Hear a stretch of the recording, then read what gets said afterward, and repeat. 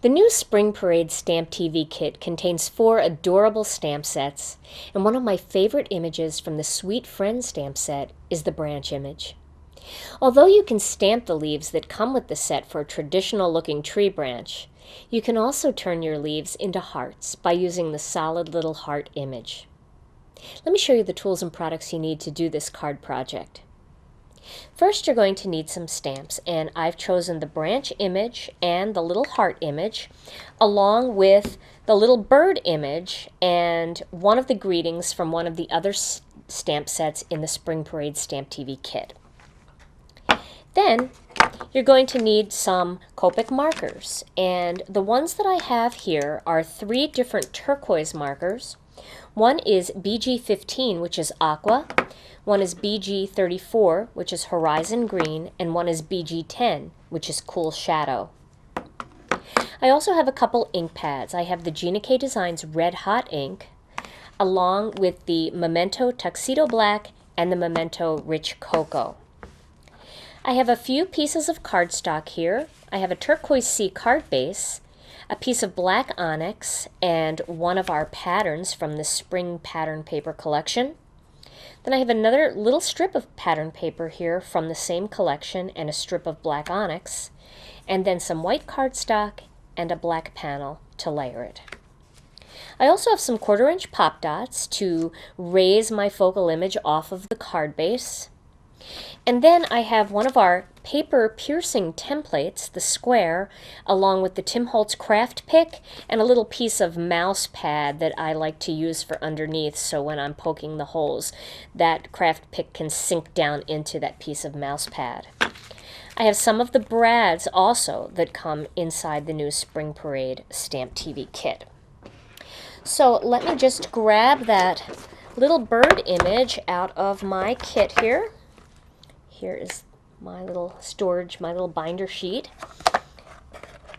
And I've got the little bird. So to begin, we're going to create the focal image pattern, the focal image layer, that first piece. And we're going to do that by starting with the branch. So I'm going to ink up this branch using some of the Memento Rich Cocoa ink.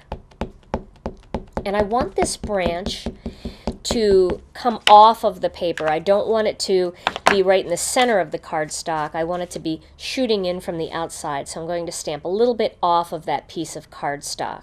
So I'm going to start right about here, like that. So there is the branch. Now my next image is going to be the little bird. I'm going to stamp him or her right on top of that little branch. And I'm going to do that with some of the Tuxedo Black ink. So let me ink the bird up and stamp her right onto the branch. And you can see how nice and close our images are cut. Even though these are rubber and not clear, it's very easy to line things up. Now my next image is going to be the little heart. And I'm going to stamp the heart using some of the Gina Designs Red Hot ink. I'm going to stamp them in various directions, starting with this top branch, little sprig sticking off there, and then I'll do one here. Then I'll add one here. Can add a second one off of that one, like that. I'll add one here, and then one right on that tiny branch coming off. So they're my little heart leaves. Isn't that cute? And then my final image is going to not be an image, it's going to be a greeting. So I'm going to use the happy hello. And I'm going to stamp that just up here in the corner. Let me just stamp that and make sure I can see that it's straight. And I'll just add that right up there. A happy hello. So now it's time to color this bird. I'm going to start with my darkest marker, which is the BG34 Horizon Green. That really matches nicely with our turquoise sea. So I'm going to color the bird, his body here, not the wing, but just the body part, using this color. And again, I am not a Copic coloring artist, so I don't like to do a lot of shading, but I do like a nice solid blend of color. And if you do want to create the look of shading, of course there's tons of great tutorials out there from Copic coloring experts, but one thing that I've noticed is once you lay down all of that color, if you go back over the perimeter of the area, it will darken up just a bit, and it will create a little bit of a lightness in the center that makes it look a little bit shaded.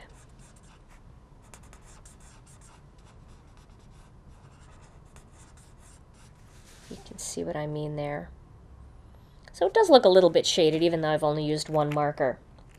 Now I'm going to move over to the BG15, which is aqua, and I'm going to color the wing in aqua. That's just a real different color blue than that last one, so it makes a nice companion color. And if you want, you can take that marker and add a little bit more shading, a little bit more depth, just around the perimeter of the bird, the inside perimeter. That'll give you kind of a shaded look without having to be a complete Copic coloring expert, which I am not. I just like to have fun. So that's a nice look. Now, my last Copic color, which is the BG10, Cool Shadow, I'm just going to create a shadow around the entire image. I'm going to go right around the outside of the bird, and this really just creates a glow. It really, your eye isn't drawn to it so much as a color as it is just kind of makes the whole focal image just kind of glow a little bit.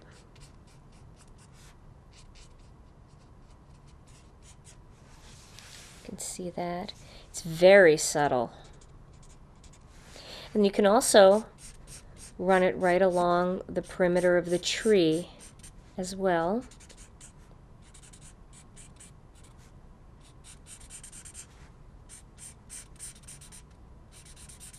And you can go around those hearts too, which I think I'll do.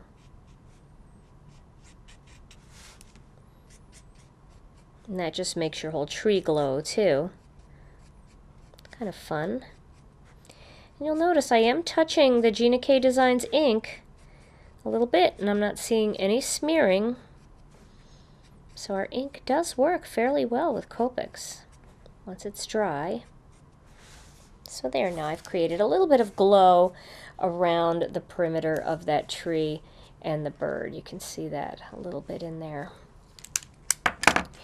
Now, my next step is to create the backdrop for this focal image with some of the pattern papers that I cut out earlier. So, let's take a look at these. I have this beautiful floral pattern that I am going to adhere to this black onyx piece.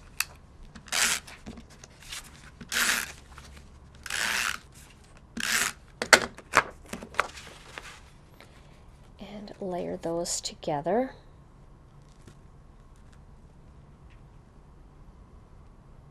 There we go.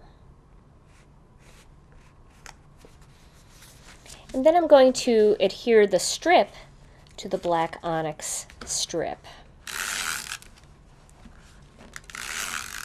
So create a nice little border piece across the center of my card.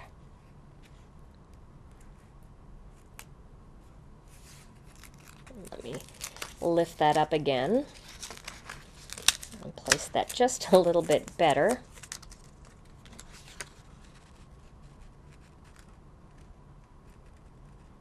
start on the edge there. And take it down to the other edge. There we go. Okay, and then I'll lay that right in the center there and tack that down.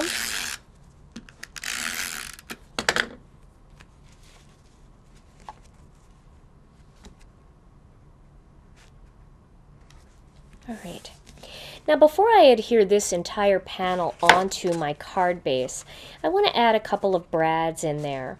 And I want to make sure that those brads stay hidden behind this piece and they won't show inside my card when I open it. So I'm going to put them on now and then adhere the whole panel onto my card base. So I'm going to start by grabbing my paper piercing template. And I'm going to lay that so that the squares are fairly even. You can see that I have a center square. And I'm going to start with the center square. I'm going to poke one, and then I'm going to skip a hole and do this one. So I did this one, and then I'm going to skip a hole and do this one. So now I have 3 holes. And I'm just going to make sure that those are enough to fit the brads, so you can re-pierce them a little bit. And of course I'm going to use some black ones here because I think they're going to show up nicely against the card layer that I have there behind. There we go. And there are the 3 brads that I wanted to put in. And you'll find that our brads are very, very soft and easy to work with. I really like that. It's not too hard to get them to spread apart so that you can adhere them easily, unless you can't see what direction they're going in. Then of course that does make it a little more difficult. There we go. See, that one was going in the wrong direction. All right. And then this whole piece can go right on top of my card base. So I'll add that now.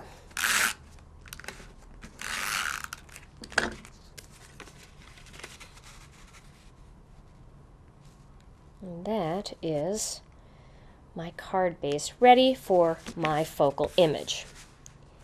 So now the final step is to adhere these 2 pieces together and then add that whole focal image piece on top using some of the 1/4 inch pop dots. So I'll do that for you quickly here. There you go. And again, I like to use pop dots on top and on the bottom, kind of avoiding the bulky part in the center, whether that's ribbon or an extra strip of cardstock like we have on this project. There we go. And that whole piece will go right on top there. I like to try to make the brads look fairly even from side to side. So let's take a look here. There is my finished card project. Try stamping the hearts in different shades of green for a more subtle look, or mix the traditional leaves and hearts together on your branch for another fun way to decorate your tree.